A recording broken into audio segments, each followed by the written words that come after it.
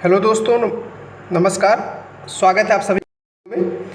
आज हम पिछली वीडियो के आगे से शुरू करने वाले हैं, तो चलिए शुरू करते हैं। क्वेश्चन नंबर 26 आज का हमारा टारगेट है। नवादा टोली के ऊपर क्वेश्चन है। नवादा टोली किस राज्य में स्थित है? ठीक है, तो आंसर हो जाएगा मध्य प्रदेश। ठीक है, नवादा टोली क्यों फेमस है? तो जैसा हमने देखा था कि नवादा टोली मध्य प्रदेश का एक उत्खनन क्षेत्र है, जहाँ पे डेक्कन कॉलेज के जो प्रोफेसर हैं उनका नाम है HD संकालिया ने वहाँ पे उत्खनन किया था, और इसे इस महाद्वीप अर्थात भारतीय महाद्वीप का सबसे विस्तृत उत्खनित ताम्र पाषाणिक स्थल माना जाता है। इस समय का जो निर्धारण हुआ था यहाँ पे 1500 से 1300 ईस्वी के मध्य हुआ था। आगे चलते हैं। वृहद पाषाण स्मारकों की पहचान की गई है किस रूप में? तो जो वृहद पाषाण स्मारक थे वो मृतकों के दफनाने के स्थान के रूप में पहचाने गए हैं। इसके बाद बात करें तो अगला क्वेश्चन नंबर 28 है। यहाँ पे वृहद पाषाण को मेगालिथ भी कहते हैं। ठीक है, आप यहाँ से ये टर्म याद रखिएगा, मेगालिथ को वृहद पाषाण भी कहते हैं। अभी हाल ही में भारत में मेनहिर, ठीक है, मेनहिर नाम से जो मेगालिथ मिले हैं साउथ इंडिया में, वो किस स्टेट में मिले आप कमेंट में ज़रूर बताएं। और उसी को यूनेस्को के वर्ल्ड हेरिटेज साइट के फॉर्म में रिकॉग्निशन के लिए इंडिया ने रिक्वेस्ट भी किया है। ठीक है, राख का टीला निम्नलिखित में से किस नवपाषाणिक स्थल से संबंधित है? ठीक है, तो आइए पहले एक्सप्लेनेशन देख लेते हैं, फिर बाकी ऑप्शन देखते हैं। कर्नाटक के मैसूर के पास बेल्लारी जनपद में स्थित संगन कल्लू नामक नवपाषाणकालीन स्थल जो है वो राख के टीलों के लिए फेमस है। अर्थात राख के जो टीले हैं वो कहाँ से मिले हैं? तो संगन कल्लू, ये नाम आप याद रखिएगा। ठीक है, ऐसे ही कोल्डी हवा चावल के लिए फेमस था, जैसा कि आपको पता ही है। ब्रह्मगिरी में भी आपको अगर याद हो तो ब्रह्मगिरी जो है महाराष्ट्र और MP के आसपास के एरिया में था। उसका अगला है भीमबेटका किसके लिए प्रसिद्ध है? तो भीमबेटका जो है गुफाओं में शैल चित्र मिले हैं, इसलिए प्रसिद्ध है। ठीक है, मध्य प्रदेश के रायसेन जिले में वहाँ पे भीमबेटका नामक प्रागैतिहासिक शैल चित्रकला मिलता है। इन गुफाओं में विभिन्न रंगों की पेंटिंग को उकेरा गया है, जिसमें आपको हाथी, सांभर, हिरण आदि के चित्र मिलते हैं। अब तक लगभग 700 शिलाश्रयों की पहचान की जा चुकी है, जिसमें से 500 में चित्र पाए गए हैं। ठीक है, लगभग 500 में चित्र पाए गए हैं। आगे चलते हैं। निम्नलिखित में से कौन सा प्रागैतिहासिक काल या फिर प्रागैतिक क्षेत्र चित्रकला के लिए प्रसिद्ध है? तो जैसा कि अभी हमने देखा कि भीमबेटका वो क्षेत्र है जहाँ पे लगभग 500 गुफाओं में चित्र पाए गए हैं।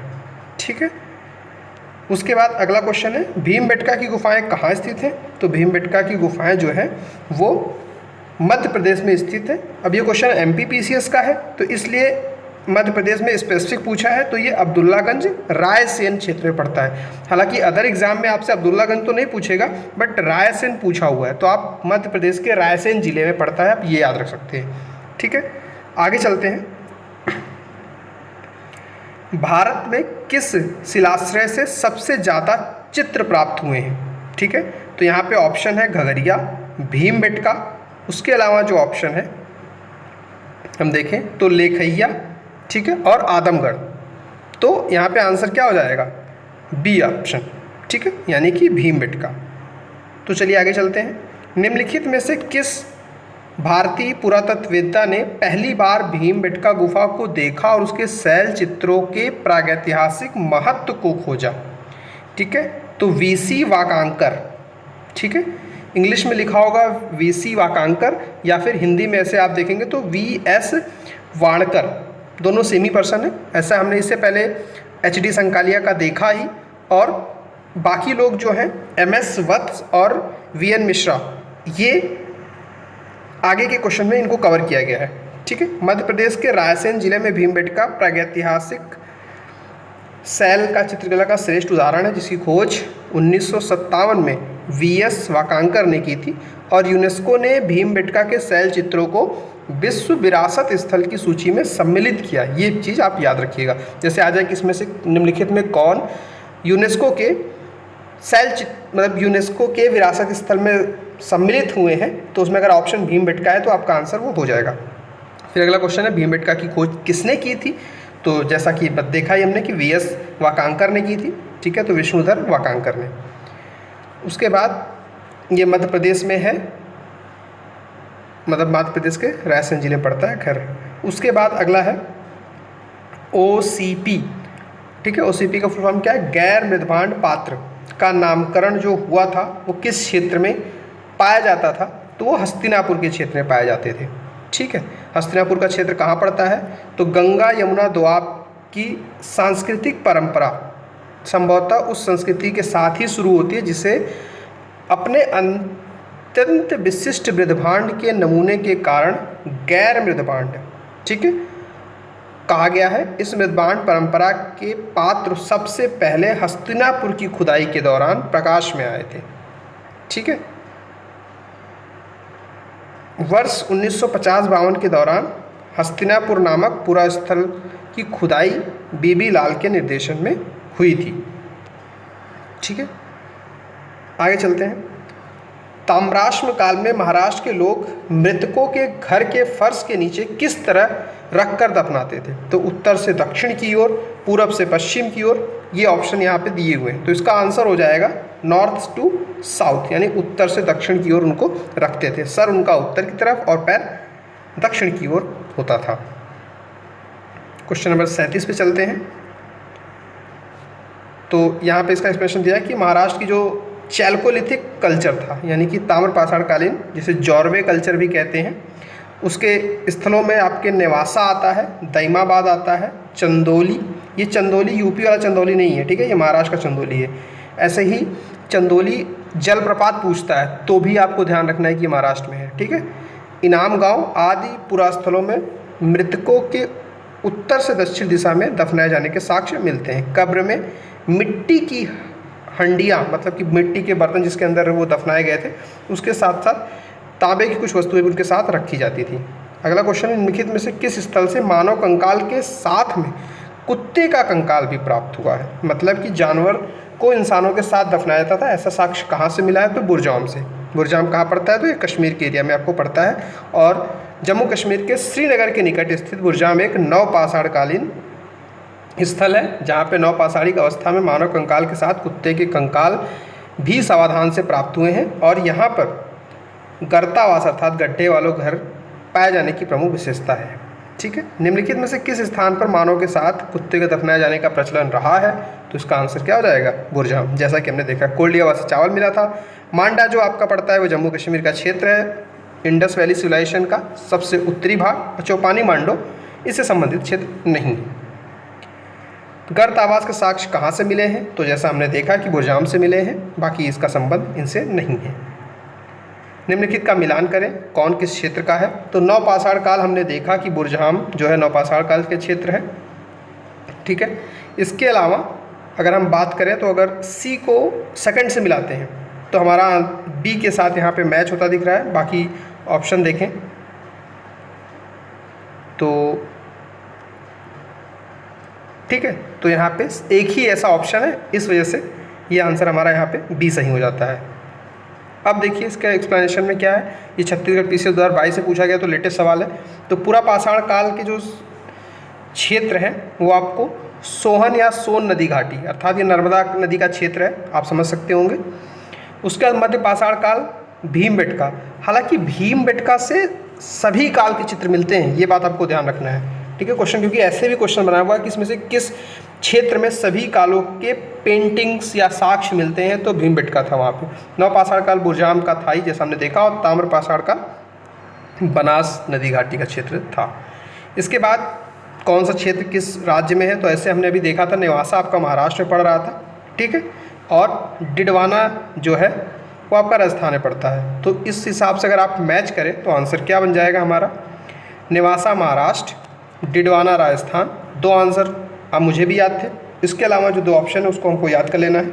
ईसमपुर जो है वो कर्नाटक में पड़ता है और गुडियाम गुफा तमिलनाडु में। अगर यहाँ पे इंग्लिश में भी लिखा होता तो आई थिंक कि गेस करने में थोड़ा इजी हो जाता है, क्योंकि इसका नाम यहाँ से तमिल जैसे नाम होते हैं थोड़ा सा गेस हो जाते हैं वो, तो यहाँ पे था नहीं, इस वजह से दिक्कत हुई। बट ठीक है, मुझे 2 याद था, आपको भी स्पेसिफिक याद रहेगा तो क्वेश्चन हो जाएगा। सारे याद करने की जरूरत नहीं है। नेवासा आप याद रखिए महाराष्ट्र का है, डिडवाना लेक की वजह से राजस्थान मुझे याद था, तो ऐसे आप भी स्पेसिफिक चीज़ याद रख सकते हैं। ठीक है, आगे देखते हैं। ये जो क्वेश्चन 42 है ये यूपीएससी का क्वेश्चन है 2021 में, जैसा कि ये देखिए यहाँ पे है। और ये क्वेश्चन खास बात ये पता है 2021 में सवाल आया है, 2024 में इसी थीम पे क्वेश्चन रिपीट हुआ था। ठीक है, क्योंकि 2024 में ऑलरेडी मैंने यूपीएससी का इंटरव्यू दे रखा है, उस साल प्री में ये क्वेश्चन मैंने देखा था और ये क्वेश्चन मेरा सही था, क्योंकि ये क्वेश्चन डायरेक्ट तो मुझे नहीं पता था बट एलिमिनेशन से क्वेश्चन सही हो गया था। तो चलिए देखते हैं। जो बुरझाम है वो शैलकृत देव मंदिर के कारण फेमस है, ऐसा नहीं है, गर्तवास के कारण फेमस था। चंद्रकेतुगढ़ से टेराकोट्टा की कलाकृतियाँ मिली हैं और गणेश्वर ताम्र कलाकृतियों के लिए फेमस था। तो बिल्कुल ऐसा सही है, लास्ट के 2 सही हैं और पहला गलत है। तो यहाँ पे आप एलिमिनेशन कैसे लगाएंगे? बुरझाम हमें पता था तो पहला काटते, ये नहीं होगा, ये नहीं होगा। अब बचे 2 ऑप्शन, थर्ड तो सही है। अब चंद्रकेतुगढ़ जो है ये आपका उड़ीसा का क्षेत्र और टेराकोटा के लिए फेमस है। ठीक है, अब आगे चलते हैं तो इसका एक्सप्लेनेशन देखते हैं। बुरझाम जो है एक नवपाषाणकालीन पुरास्थल है जो जम्मू कश्मीर में स्थित है। इसकी खोज 1935 में किया था, किसने? डी टेरा एवं पीटरसन ने। इस पुरास्थल से गर्तावास के साक्ष्य मिलते हैं। चंद्रकेतुगढ़ जो है पश्चिम बंगाल और उड़ीसा का क्षेत्र ही है, वहाँ पे स्थित एक प्रमुख ऐतिहासिक पुरातात्विक पुरास्थल है जो विद्याधरी नदी के तट पर अवस्थित है। ठीक है, और यहाँ से टेराकोटा कला के कई उदाहरण प्राप्त हुए हैं जो तत्कालीन शिल्प कौशल का एक असामान्य विशेषता है। उसके अलावा जो गणेश्वर है, गणेश्वर से आप याद रख सकते गनेरी वाला। ठीक है, अगर आपको ये भी याद होता ना तो ये क्वेश्चन हो जाता, क्योंकि राजस्थान वाले क्षेत्र में पड़ता है और राजस्थान क्षेत्र में टेराकोटा नहीं मिलते हैं। राजस्थान प्रांत का एक प्रमुख ताम्रपाषाणकालीन पुरास्थल था। इस पुरास्थल की खोज राजस्थान विश्वविद्यालय के प्रोफेसर रतन चंद्र अग्रवाल ने की थी। इस पुरास्थल से दोहरी पेंचदार सिरे वाली ताम्र के बाणाग्र, मछली पकड़ने का कांटा और विभिन्न प्रकार के मृदभांड मिले थे। 46 में बात करें तो विंध्य के क्षेत्र में किछ शिलाश्रय से सबसे ज़्यादा मानव कंकाल मिले हैं। तो लेखैया जो है सबसे ज़्यादा मानव कंकाल के लिए प्रसिद्ध है। डॉक्टर JN पांडे की पुस्तक पुरातत्व विमर्श के अनुसार विंध्य क्षेत्र के लेखैया में मध्य पाषाणकालिक लघु पाषाण उपकरणों के अतिरिक्त 17 मानव कंकाल प्राप्त हुए हैं, जिनमें से कुछ सुरक्षित हालत में थे और अधिकांश क्षत विक्षत अवस्था में प्राप्त हुए थे। संयुक्त राज्य अमेरिका के ऑरेगन विश्वविद्यालय के जॉन R लुकास के अनुसार लेखैया में कुल 27 मानव कंकाल मिले हैं, जो कि सर्वाधिक हैं। इसके अलावा क्वेश्चन कथन एंड कारण क्वेश्चन, जैसे अब तक इसके ट्रेंड बढ़ गए हैं, तो आइए क्वेश्चन को देख लेते हैं। विंध्य के क्षेत्र में पाषाण युगीन लोगों ने नूतन भूतल काल के अंत में गंगा घाटी में प्रव्रजन किया, मतलब वहाँ पे आए। उसके अलावा सेकंड है जलवायु परिवर्तन के कारण इस काल में शुष्कता का चरण रहा। तो ये क्वेश्चन जो है एक्सप्लेनेशन सही दे रहा है, क्योंकि रीजन इनके माइग्रेशन का यही था। तो इस हिसाब से हमारा यहाँ पे आंसर होना चाहिए ए पार्ट, बिल्कुल। तो GR शर्मा ने सराय नहर राय के क्षेत्र की खुदाई के बाद यह अवधारणा दी थी कि नूतन भूतल काल के अंत में सूखे के कारण विंध्य क्षेत्र में भोजन की कमी के कारण लोग गंगा घाटी में प्रवेश करते हैं। भारतीय पुरातन सर्वेक्षण निम्नलिखित किस विभाग में से संलग्न कार्यालय है? आज की डेट में ये सवाल पूछा गया है, तो ये मिनिस्ट्री ऑफ कल्चर का पार्ट है। ठीक है, ये क्वेश्चन याद रखिए, फिर से रिपीट हो सकता है कि आर्कियोलॉजिकल सर्वे ऑफ इंडिया किस मिनिस्ट्री के अंदर आता है? तो मिनिस्ट्री ऑफ कल्चर के अंदर आता है। भारतीय पुरातत्व के जनक किसे कहा जाता है? तो इसका आंसर अलेक्जेंडर कनिंघम को कहा जाता है।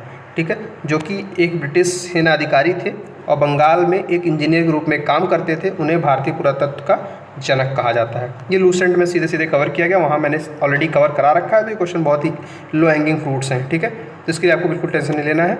राष्ट्रीय मानव संग्रहालय कहाँ पे स्थित है? तो इसको आपको याद रखना ही चाहिए, याद करने वाले फैक्ट, इसमें मैं कुछ नहीं कर सकता। ठीक है, भोपाल में है। तो राष्ट्रीय मानव संग्रहालय का नाम बदलकर अब इंदिरा गांधी राष्ट्रीय मानव संग्रहालय कर दिया गया है, जो कि भोपाल मध्य प्रदेश में स्थित है। ये भारत सरकार के संस्कृति मंत्रालय के अंतर्गत एक स्वायत्त शासी संगठन है। ठीक है, मानव सभ्यता के विकास की कहानी को दर्शाने वाला देश का सबसे बड़ा संग्रहालय इंदिरा गांधी मानव संग्रहालय कहाँ स्थित है? तो ये क्वेश्चन रिपीट हो गया, जैसे आप देख रहे हैं भोपाल में स्थित है और उसकी व्याख्या हमने देख ली। चलिए आगे चलते हैं। तो इस तरह से पाषाण काल के सारे क्वेश्चन कंप्लीट हो गए। आगे की वीडियो में आपको मैं प्रैक्टिस कराऊंगा सिंधु सभ्यता एवं संस्कृति के क्वेश्चंस को। ठीक है, तब तक अपना ध्यान रखिए, चैनल को सब्सक्राइब करिएगा, अपना फीडबैक जरूर दीजिएगा। Thank you very much. Video में क्या क्या चीज़ें और आप चाहते हैं, किस टॉपिक की क्वेश्चन प्रैक्टिस करना चाहते हैं और किस एग्जाम को टारगेट करके आप वीडियो चाहते हैं, ज़रूर बताएँ।